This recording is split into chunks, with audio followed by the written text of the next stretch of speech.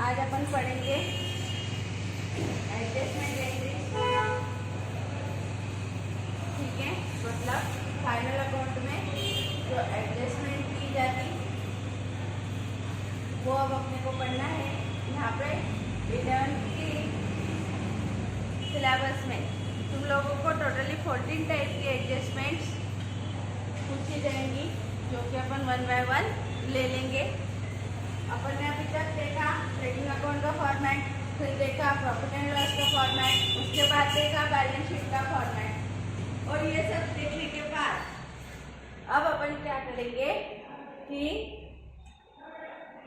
Adjustments कैसे की जाती है और एडजस्टमेंट क्यों की जाती है।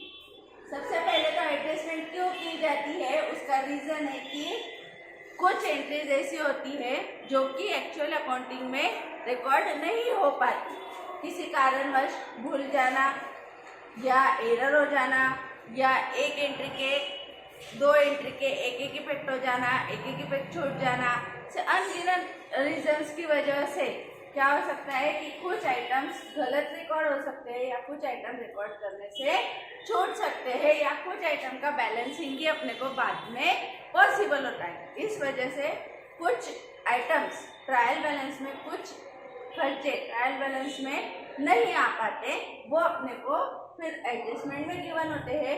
वो सारी एंट्रीज जो अपन अपने से छूट चुकी है या फिर बैलेंसिंग बाद में हुई है, वो सारी एंट्रीज अपने को एडजस्टमेंट में दी हुई होती है। ठीक है, तो अपन सबसे पहले वाली देखने वाली एडजस्टमेंट है वो है क्लोजिंग स्टॉक। कौन सा एडजस्टमेंट है? Closing stock. हर साल क्या होता है कि नया फाइनेंशियल ईयर स्टार्ट होता है। ठीक है, नया फाइनेंशियल ईयर स्टार्ट होने के बाद अपन गुड्स खरीदते हैं। कुछ पिछले साल का स्टॉक पड़ा हुआ होता है, इस साल कुछ खरीदते हैं, फिर उसमें से कुछ गुड्स बेच देते हैं, तो कुछ स्टॉक अपने पास बच जाता है। जब ये स्टॉक अपने पास बच जाता है तो इस स्टॉक का वैल्यूएशन 31 मार्च को करना पॉसिबल नहीं होता है। एक तो क्या होता है कि कोई भी ऑर्गेनाइजेशन ये सोचती है कि 31 मार्च आने वाला है, अपने को स्टॉक का वैल्यूएशन करना है, तो क्या करेगी, टाइम से पहले ही 21 तारीख को स्टार्ट कर दिया कि कितना माल अपने पास है। तो फिर ऐसी सिचुएशन में इसको 4-5 दिन लग गए, 25 तारीख तक अपन ने गिन लिया कितना माल है। उसके बाद भी अभी 31 मार्च आई नहीं है, तो आने वाले 5 दिन में अपन ने क्या किया, और कुछ गुड्स खरीदा और कुछ माल बेचा, और उस वजह से इस दिन किया गया वैल्यूएशन एक्यूरेट वैल्यूएशन नहीं हो पाता। या तो क्या होता है कि बाद में वैल्यूएशन होता है 1/4 मतलब 31 दिन जाने के बाद कि भाई पूरे ट्रांजेक्शन कर लेंगे, फिर 1 तारीख के बाद गिनेंगे। 1 तारीख के बाद भी गिनने गए तो इसको भी 3-4 दिन का लैग पीरियड, 5 दिन का लैग पीरियड लग जाता है पूरी काउंटिंग करने को। ठीक है, इस बीच भी 1/4 से लेके 5/4 के बीच तक भी अगर अपन ने कोई गुड्स खरीदा है, कोई कुछ बेचा है, तो वो भी सारे एडजस्टमेंट्स यहाँ पे हो जाती हैं। ठीक है, तो ऐसी मतलब अपन एक तो पहले वैल्यूएशन कर लेंगे, एक तो बाद में वैल्यूएशन कर लेंगे। कर ली उसके बाद भी क्या होगा कि अपने को तो वैल्यू होना है 31/3/2000 का, कि जो भी 20 होगा 20, 21 होगा 21, 19 होगा 19, जो भी फाइनेंशियल ईयर एंड होगा 31 मार्च, उस दिन का वैल्यूएशन अपने को करना पड़ेगा। तो फिर अपन क्या करेंगे कि इसके बाद मतलब ये यहाँ से वैल्यूएशन स्टार्ट किया, इस दिन का वैल्यूएशन निकाला, 5 दिन की और एडिशनल खरीदना बेचना ये सब करके अपन 31 दिन का वैल्यूएशन निकाल सकते हैं। या फिर अपन ने काउंटिंग बाद में स्टार्ट की और 5 तारीख को अपन ने वैल्यूएशन कर लिया, तो 5 तारीख से 1 तारीख के बीच जो वैल्यूएशन मतलब जो खरीदना और बेचना हुआ है उसको लेस करके अपन 31/3 तक का वैल्यूएशन कर लेंगे।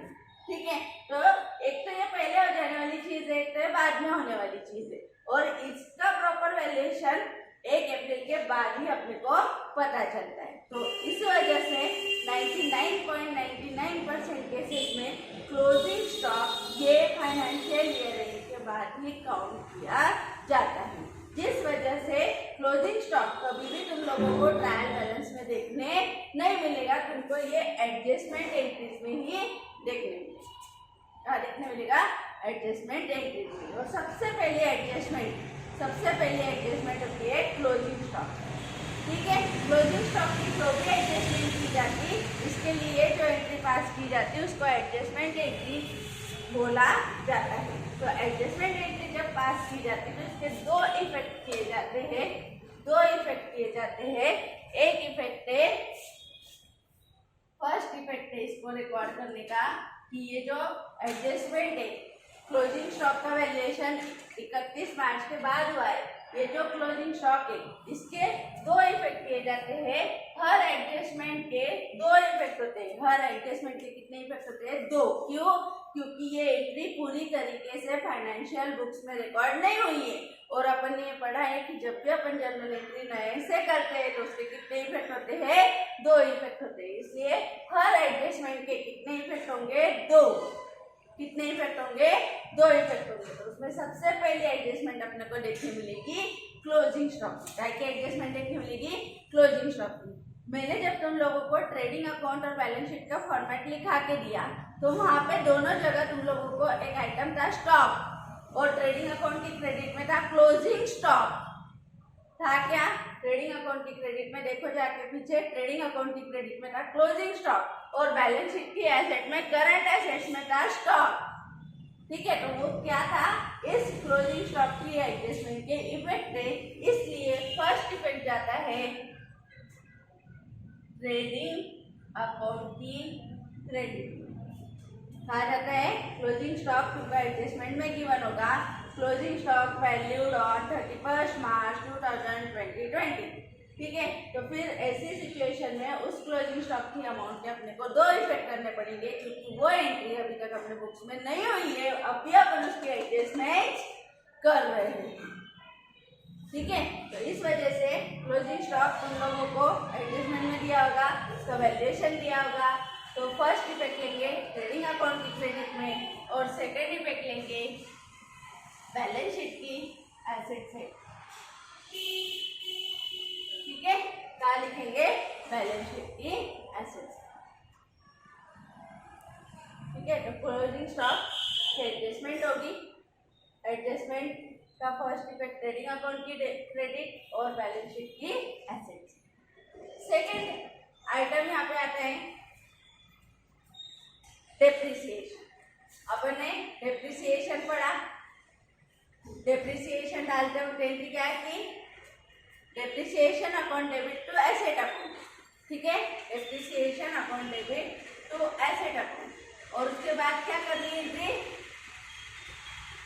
Profit and loss account debit to depreciation account. ठीक है क्या? Depreciation account debit to asset और profit and loss to depreciation, ये डेप्रिसिएशन डालने की एंट्रीज अपन ने की। तो ये भी क्या है? Adjustment entry. ये भी तुम लोगों को एडजस्टमेंट में गिवन होता है कि अपने को प्लांट एंड मशीनरी पे 5% डेप्रिसिएशन चार्ज करना है, 10% डेप्रिसिएशन चार्ज करना है, 15% चार्ज करना है, लैंड पे लैंड एंड बिल्डिंग पे 5% चार्ज करना है। ठीक है, तो ऐसी सिचुएशन में ये भी क्या हो गई?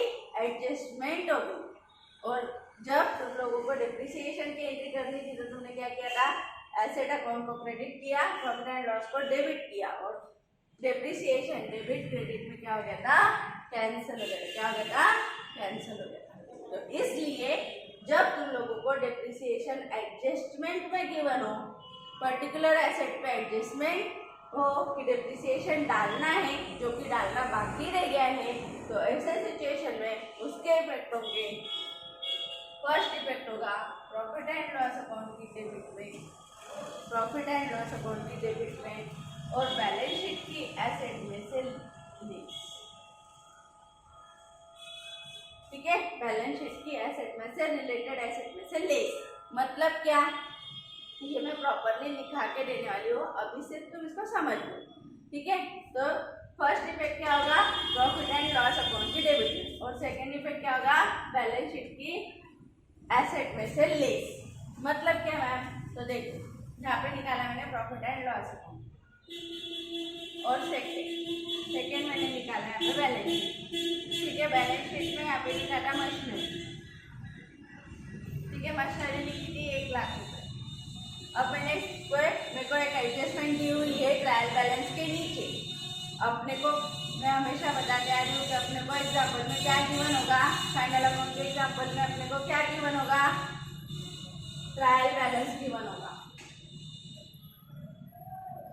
ठीक है, ट्रायल बैलेंस गिवन होगा। और क्या दिया होगा, एडजस्टमेंट दिया होगा। ट्रायल बैलेंस के आइटम्स अपने को कहाँ डालने रहेंगे, trading account, profit and loss account और बैलेंस शीट में। ठीक है, और एडजस्टमेंट के कैसे इफेक्ट करने रहेंगे वही अपन पढ़ते। ठीक है, ट्रायल बैलेंस के हर एक आइटम का कितना इफेक्ट होता है, एक ही, क्योंकि एक तो ऑलरेडी हो क्या आया है, ये बैलेंसिंग होती है। ट्रायल बैलेंस में जो भी अमाउंट्स दी हुई होती है वो पर्टिकुलर अकाउंट का बैलेंस होता है, इसलिए उसके सारे इफेक्ट्स होके आया हुआ बैलेंस ये रहता है। तो ट्रायल बैलेंस के हर आइटम का कितना इफेक्ट होता है, एक ही इफेक्ट होता है। लेकिन एडजस्टमेंट के कितने इफेक्ट होते हैं, दो इफेक्ट्स होते हैं, क्योंकि एडजस्टमेंट मतलब न्यू एंट्री करना है, जो एंट्री हुई नहीं है उसको करना है। और ट्रायल बैलेंस की सारी बैलेंसिंग हो गई है, अपन ने पढ़ा है। जर्नल एंट्री करेंगे, फिर लेजर करेंगे, लेजर का क्रेडिट डाउन आएगा, क्रेडिट डाउन से ट्रायल बैलेंस बनेगा, ट्रायल बैलेंस के जो बैलेंस है वो ट्रेडिंग, प्रॉफिट एंड लॉस और बैलेंस शीट में जाएंगे। ये पूरा क्रूशियल अकाउंटिंग साइकिल है, ये अपन फर्स्ट डे 11 से पढ़ते आ रहे हैं। ठीक है, तो ट्रायल बैलेंस के हर आइटम का कितना इफेक्ट होगा, एक। कहा जाएगा, ट्रेडिंग की डेबिट में, ट्रेडिंग की क्रेडिट में, प्रॉफिट एंड लॉस की डेबिट में, प्रॉफिट एंड लॉस की क्रेडिट में, बैलेंस शीट की लायबिलिटी में, बैलेंस शीट के एसेट में। इसके अलावा यहाँ का आइटम कहीं भी नहीं जाएगा। कहाँ का, ट्रायल बैलेंस का। तो अपने को एग्जाम्पल में गिवन क्या होगा, ट्रायल बैलेंस और एडजस्टमेंट।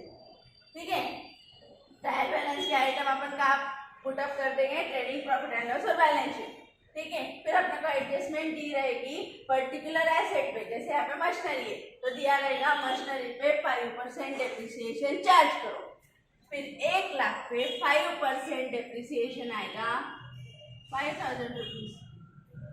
ठीक है, तो वो यहाँ से लेस करना पड़ेगा, बाहर आएंगे 95। ठीक है, और ये 5000 का ट्रांसफर करने पड़ेंगे प्रॉफिट एंड लॉस अकाउंट की डेबिट। ठीक है, तो इस तरीके से अगर डेप्रिसिएशन एडजस्टमेंट में है तो रिलेटेड एसेट में से, अब मेरे को बोलो बिल्डिंग पे डेप्रिसिएशन बोला है तो मशीनरी में से लेस करोगे क्या, नहीं, बिल्डिंग पे से जो बिल्डिंग की जो वैल्यू है उसमें से वो लेस होगा। कंप्यूटर पे डेप्रिसिएशन बोला है तो मशीन में से लेस करेंगे क्या, नहीं, वो कंप्यूटर में से लेस होगा, है ना। तो रिलेटेड एसेट में से यहाँ पे डेप्रिसिएशन लेस और प्रॉफिट एंड लॉस अकाउंट की डेबिट को डाला जाता है जब डेप्रिसिएशन तुमको एडजस्टमेंट में हो। अगर तुमको डेप्रिसिएशन ट्रायल बैलेंस के डेबिट में ऑलरेडी दिया है, ट्रायल बैलेंस की डेबिट में अगर तुमको डेप्रिसिएशन ऑलरेडी दिया है तो वो डायरेक्टली प्रॉफिट एंड लॉस की डेबिट में जाएगा, वो एसेट में से लेस नहीं होगा, क्योंकि तुम पहले उसको इफेक्ट्स को करके आए हो। ठीक है, तो ये सब चीजें अच्छे लेवल पे है, तुम लोगों के लॉजिक्स इसके लिए बहुत क्लियर होने चाहिए, तभी तुम लोगों को ये अच्छे से समझ में आएगा। ठीक है, तो बच्चे तो लास्ट इसको रट नहीं मार लेते हैं। डेप्रिसिएशन एसेट में से लेस पीडी, एसेट में से लेस पीडी। ठीक है, क्लोजिंग स्टॉक ट्रेडिंग अकाउंट की क्रेडिट में, बैलेंस शीट के एसेट में, ट्रेडिंग अकाउंट की क्रेडिट में, बैलेंस शीट की एसेट में। तो इस तरीके से ये शो होता है। ठीक है, समझ में आया। तो अपने को एग्जाम्पल में क्या दिया होता है, ट्रायल बैलेंस और एडजस्टमेंट। ट्रायल बैलेंस के आइटम कहा जाते हैं trading, profit and loss, balance sheet. Adjustment के इफेक्ट कितने होते हैं, 2। ठीक है, इसके इफेक्ट कैसे होंगे वो अलग अलग अपन अभी लिख के लेंगे।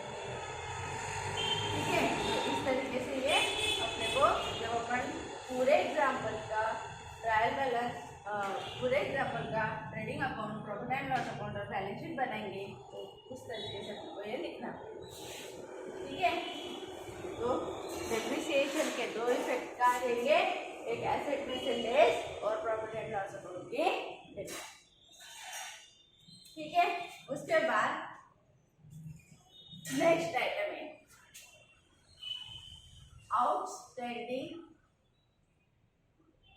Outstanding expenses. क्या आइटम है, आउटस्टैंडिंग एक्सपेंसेस। आउटस्टैंडिंग एक्सपेंसेस मतलब क्या, देना बाकी खर्च। आउटस्टैंडिंग एक्सपेंसेस मतलब क्या, जो खर्चा देना बाकी। ठीक है, अब ऐसा कौन सा खर्चा होगा तो वो एडजस्टमेंट में दिया होगा। कि सैलरी आउटस्टैंडिंग ₹50,000। क्या दिया है? Salary outstanding ₹50,000। तो 50,000 सैलरी अपनी देना बाकी है। सैलरी अपना क्या है? खर्चा है कि इनकम है? देना बाकी है तो खर्चा है। खर्चा है तो प्रॉफिट एंड लॉस के डेबिट को लिखूं कि ट्रेडिंग अकाउंट के डेबिट को लिखूं? बोलो। खर्चा है तो ट्रेडिंग अकाउंट के डेबिट में लिखूं कि प्रॉफिट एंड लॉस अकाउंट के डेबिट में लिखूं? इसके लिए वापस तुमको लॉजिक लगेगा कि ये डायरेक्ट एक्सपेंसेस है कि इनडायरेक्ट है। तो ये इनडायरेक्ट एक्सपेंसेस है तो क्या करेंगे? प्रॉफिट एंड लॉस अकाउंट की डेबिट में इसको लिखेंगे। क्या लिखेंगे इसको? प्रॉफिट एंड लॉस अकाउंट की डेबिट में।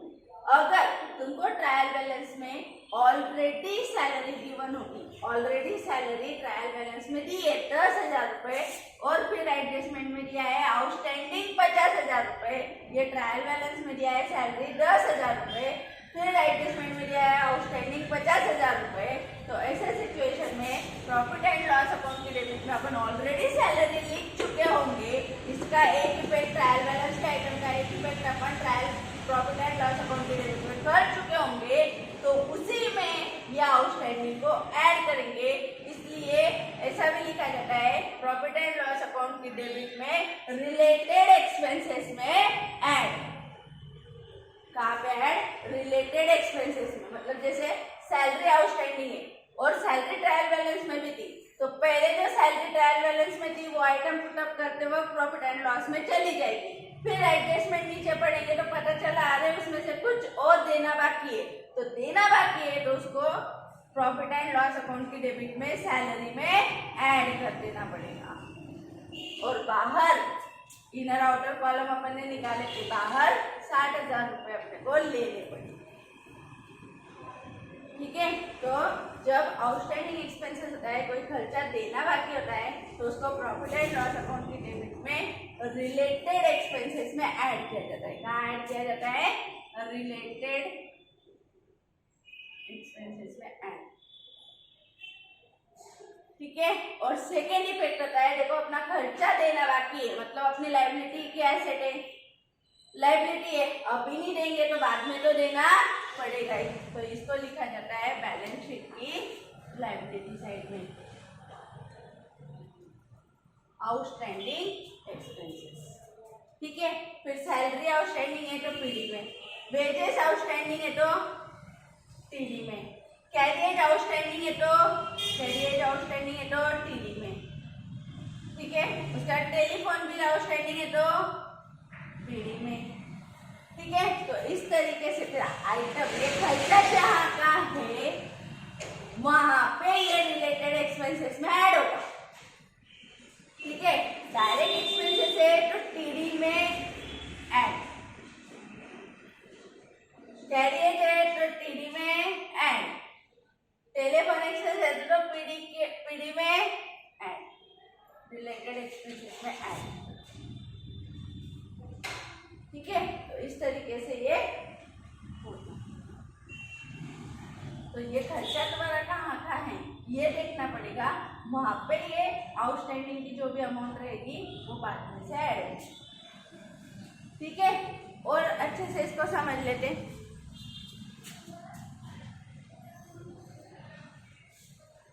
देखो क्या तुमको गिवन होगा, गिवन मतलब दिया हुआ, गिवन क्या दिया होगा? Trial balance.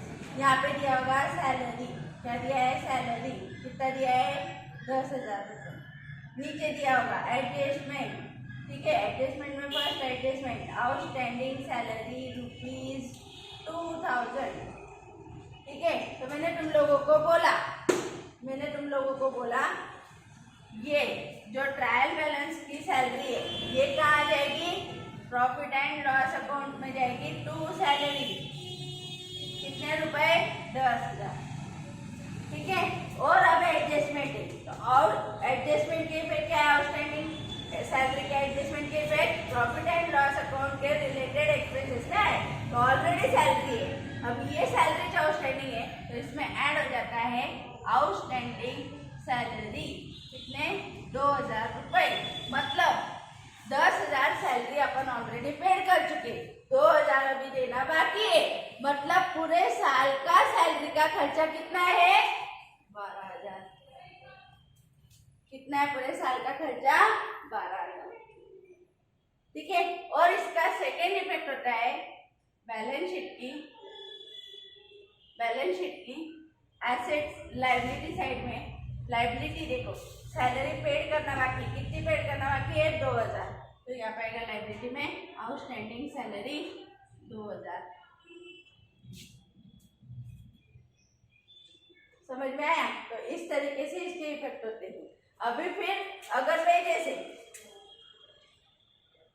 ठीक है, अभी गिवन क्या? Trial balance. उसमें क्या दिख रहा है तुमको? डेबिट में वेजेस कितनी दिख रही है? 15,000। ठीक है। नीचे एडजस्टमेंट की है। क्या एडजस्टमेंट है? Outstanding wages. अब वेजेस कहाँ आती है? ट्रेडिंग अकाउंट की डेबिट में, है ना? वेजेस कहाँ आती है? ट्रेडिंग अकाउंट की डेबिट में। फिर एडजस्टमेंट क्या करोगे? प्रॉफिट एंड लॉस अकाउंट की डेबिट में ऐड करोगे क्या? नहीं।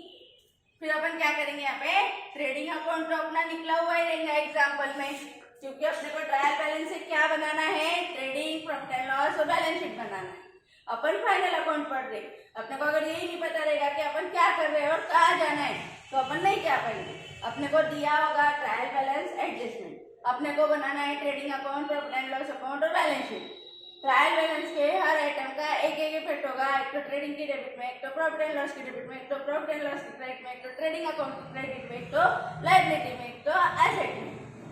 ठीक है। तो ये जो ऑलरेडी गिवन ट्रायल बैलेंस है उसमें सैलरी दी थी, तो सैलरी पीडी में आएगी। वेजेस टीडी में आएगी, 2 वेजेस। ठीक है। कितने रुपए? 15,000। ठीक है। तुमको एडजस्टमेंट में बोला अरे खर्चा देना बाकी है 5,000 देना बाकी है, तो फिर टीडी में खर्चे में ऐड कर देंगे। क्यों ऐड कर देंगे? क्योंकि अपने को पूरे साल भर में कितना खर्चा लगा ये निकालना है। कितना खर्चा लगा ये निकालना है, ना कि कितना खर्चा पेड किया वो देना है। ठीक है। तो अपने को खर्चा जितना अपन पेड कर चुके होंगे इतना भी देना बाकी है। मतलब अपने को वेजेस का पूरे साल का खर्चा लगता है 20,000, लेकिन पेमेंट हुआ है 15,000, अभी देना बाकी है 5,000। तो ट्रेडिंग अकाउंट के डेबिट में अपन वेजेस में आउटस्टैंडिंग वेजेस को ऐड कर देंगे, बाहर लिख देंगे 20,000। ठीक है। और दूसरा इफेक्ट इधर आएगा, आउटस्टैंडिंग वेजेस जितना दिया है 5,000, तो ठीक है भाई।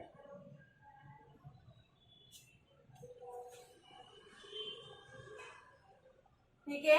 फिर अगर मैं बोलूं टेलीफोन बिल यहाँ पे दिया है, टेलीफोन बिल 5,000 यहाँ पे दे दिया, आउटस्टैंडिंग 1,000।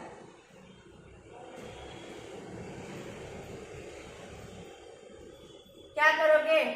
यहाँ पे पहले तो टेलीफोन बिल आ गई 5,000, क्योंकि प्रॉफिट एंड लॉस हो जाता है इसलिए भी नहीं आने का। ठीक है। ये यहीं पे डाल दूं, यहाँ पे क्या दिया गया, तो फिर ये जाएगा ट्रेडिंग अकाउंट में। ठीक है। ये है टेलीफोन एक्सपेंसेस, कितना? 5,000 दिया, आउटस्टैंडिंग 1,000, टोटल खर्चा कितना है? 6,000। इधर लिख देंगे आउटस्टैंडिंग टेलीफोन बिल 1,000। ठीक है। तो madam upon profit and loss और बैलेंस शीट, ट्रेडिंग और बैलेंस शीट ऐसा निकालेंगे क्या? नहीं, अपन पूरे एग्जाम्पल के लिए एक ही ट्रेडिंग, एक ही प्रॉफिट एंड लॉस, एक ही बैलेंस शीट निकालेंगे। ठीक है। ये तो सिर्फ एग्जाम्पल की एडजस्टमेंट समझाने के हिसाब से मैं हर एक सिचुएशन के लिए profit and loss, balance sheet, trading, balance sheet ऐसा निकालती हूँ। अपने को ऐसा वहाँ पे एक्चुअली एग्जाम्पल में नहीं करना है। वहाँ पे अपना एक ही ट्रेडिंग, एक ही प्रॉफिट एंड लॉस, एक ही बैलेंस शीट, और वहीं पे पूरे एक ही अकाउंट में ये सारी एडजस्टमेंट होंगी। ठीक है। चलो इसको इतना लिखो वाला, लिख लो इसको एक बार।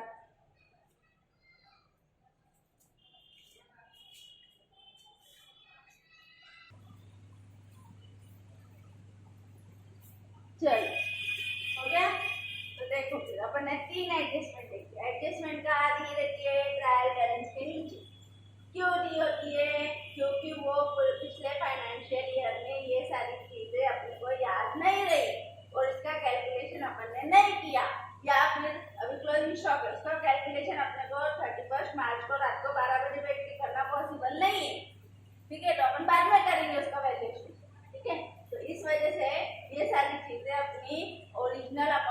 छोड़ चुकी है, अपन ने इसके इफेक्ट किए नहीं है, ये चीजें बाद में ध्यान में आ रही है। अरे वो खर्चा देना था, दिया नहीं है।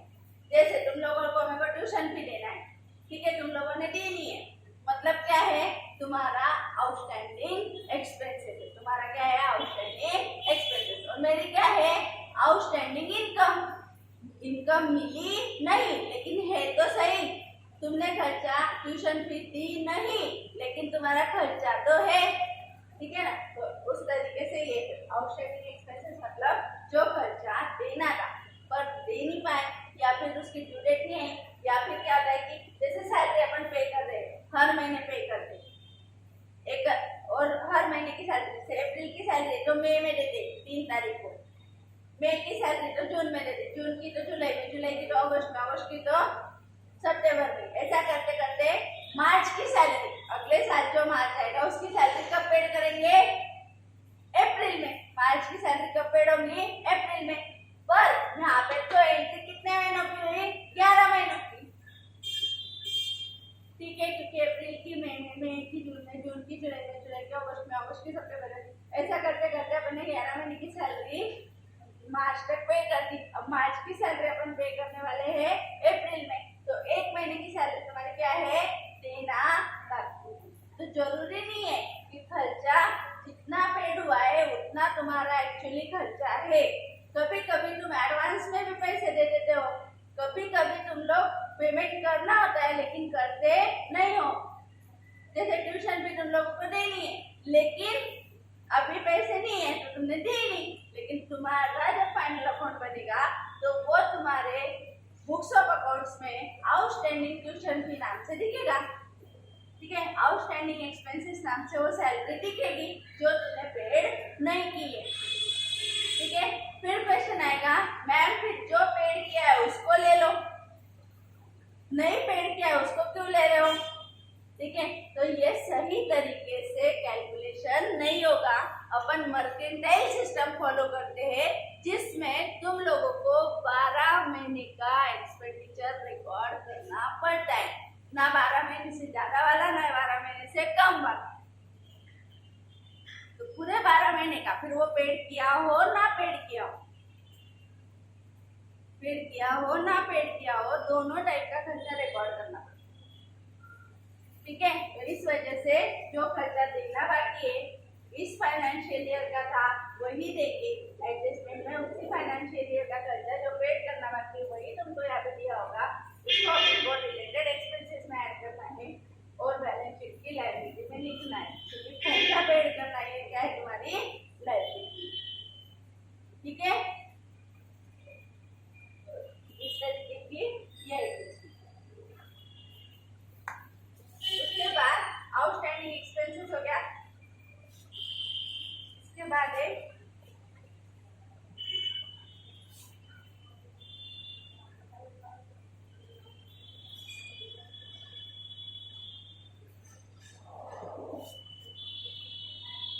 Prepaid expenses. क्या है इसके बाद, प्रीपेड। प्रीपेड, प्रीपेड मतलब क्या, रिचार्ज करते, रिचार्ज मोबाइल का कौन सा करते, प्रीपेड। प्रीपेड मतलब पहले पैसे भरो तो कॉल लगेगा, नहीं भरेंगे तो नहीं लगेगा, ठीक है। पैसे मतलब अपन क्या करते हैं, पहले पैसे भरते, बाद में उसका बेनिफिट देते, मतलब जो खर्चा अपन ने एडवांस में पेड किया है, प्रीपेड एक्सपेंसेस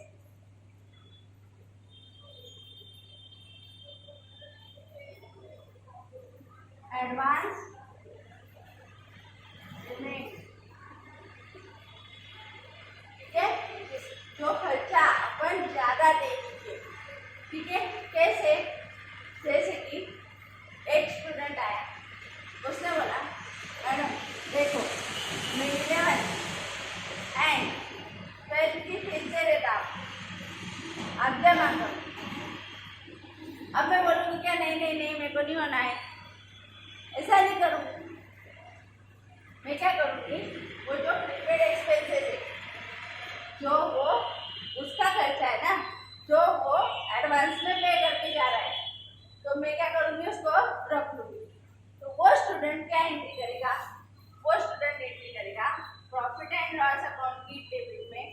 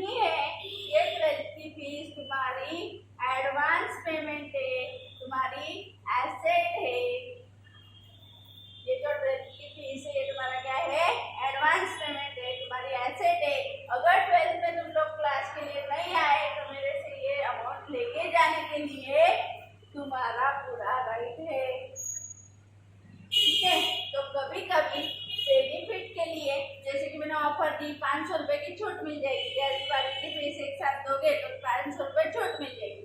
तो तुमने सोचा कि चलो अपने को क्या है, अपन पेड कर देते, अपने को तो 2 साल पॉइंट मिलेगा, ठीक है। लेकिन तुम्हारी बुक्स ऑफ अकाउंट्स में तुम जब 11th में देते हुए फाइनल अकाउंट टैली कर रहे हो तो तुम लोग सिर्फ 11वीं की फीस ही लिख सकते हो, 12वीं की फीस नहीं लिख सकते। जब तुम 12वीं में जाओगे, 12वीं के बाद फाइनेंशियल ईयर क्लोज होगा तो उस साल तुमको ये 12वीं का जो इस साल पेमेंट हो गया उसका खर्चा तो तुम 12वीं में थे उस फाइनेंशियल ईयर में बताना पड़ेगा, ठीक है। फिर तुमने पेमेंट कितना किया, पेमेंट कर दिया सपोज 10,000, कितना पेमेंट कर दिया 10,000, इसमें से 5,000 क्या थी 11th की फीस, तो बचे हुए 5,000 क्या है तुम्हारे एडवांस पेमेंट है जो कि 12वीं के लिए है। तो ये 12वीं के 5,000 मैंने लेस कर दिए, 11वीं का खर्चा 5,000, 12वीं का खर्चा 5,000, ये 12वीं का खर्चा टोटल तुम्हारे खर्चे में से लेस कर देना है। 11वीं का ही खर्चा तुमको प्रॉफिट एंड लॉस अकाउंट की डेबिट को रिकॉर्ड करना है और जो एडवांस 12वीं की फीस पेड की है उसको बैलेंस शीट के एसेट साइड में, बैलेंस शीट की एसेट साइड में रिकॉर्ड करना है। क्या रिकॉर्ड करना है, बैलेंस शीट की, ठीक है।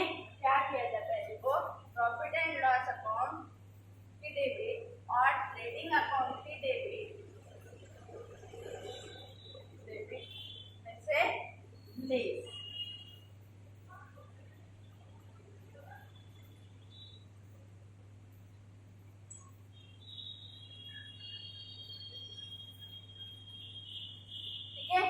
ट्रेडिंग अकाउंट की डेबिट या प्रॉफिट एंड लॉस अकाउंट की डेबिट में से प्रीपेड एक्सपेंसेस मतलब जो 12वीं का खर्चा है वो लेस हो जाएगा, सिर्फ 11वीं का खर्चा ही आएगा, ठीक है।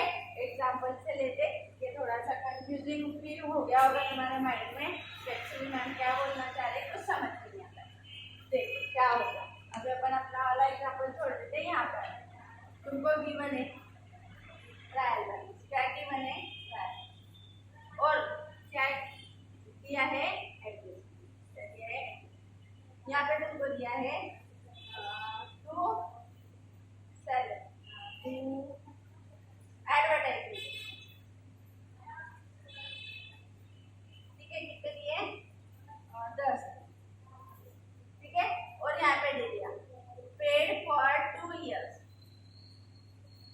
क्या बोल दिया पेड फॉर 2 इयर्स, एडजस्टमेंट में कुछ नहीं दिया, एडजस्टमेंट में कुछ नहीं दिया, यहाँ पे बोल दिया पेड फॉर 2 इयर्स। अभी अपन फाइनल अकाउंट 1 साल का बना रहे कि 2 साल का, 1 साल का। फिर ये एडवर्टाइजमेंट का खर्चा तो कितने साल का है 2 साल का, मतलब 1 साल का क्या दिया है अपन ने एडवांस में दे दिया है, आगे दे दिया है, पहले दे दिया है, सही है। तो ऐसे सिचुएशन में अब एडवर्टाइजमेंट का आता है ट्रेडिंग में कि प्रॉफिट एंड लॉस में, एडवर्टाइजमेंट का आता है प्रॉफिट एंड लॉस में, एडवर्टाइजमेंट, ठीक है। कितना 10,000, इतना लिख देते थे अपन, पर ये 2 साल का है तो अपने को कितने साल का होना है 1 ही साल का, तो अगर 10,000 2 साल का है तो 1 साल का कितना 5,000, फिर ये 5,000 रुपए बाहर आने चाहिए, तो इस साल का खर्चा है वो प्रॉफिट एंड लॉस के आउटर कॉलम में आना चाहिए, और जो सेकेंड ईयर का खर्चा है जो अपन ने एडवांस में पेड किया है, क्योंकि अपन 2 साल का खर्चा पेड कर चुके हैं, पिछले साल का खर्चा इस साल पेड किया गया नहीं, अपन आने वाले 2 साल के लिए खर्चा पेड कर चुके हैं, ठीक है। तो आने वाले साल के लिए अगर अपने खर्चा पेड कर चुके हैं तो 10,000 में से 5,000 प्रीपेड बोल के लेस कर देंगे और बाहर लिखेंगे 5, और ये जो प्रीपेड है, ये जो प्रीपेड है इसको बैलेंस शीट की एसेट में लिखेंगे, क्योंकि अगर अपन कोई भी खर्चा प्रीपेड करते हैं तो अपन पूरा अधिकार रखते हैं कि जिसको एडवांस दिया है उससे वो एडवांस वापस ले ले, अगर वो अपने को प्रॉपर सर्विसेज ना दे सके, ठीक है। मैंने न्यूज़पेपर वाले को एडवर्टाइजमेंट के लिए 10,000 रुपए दे दिए, उसको बोला 2 साल न्यूज़पेपर में एडवर्टाइजमेंट डालते रहना,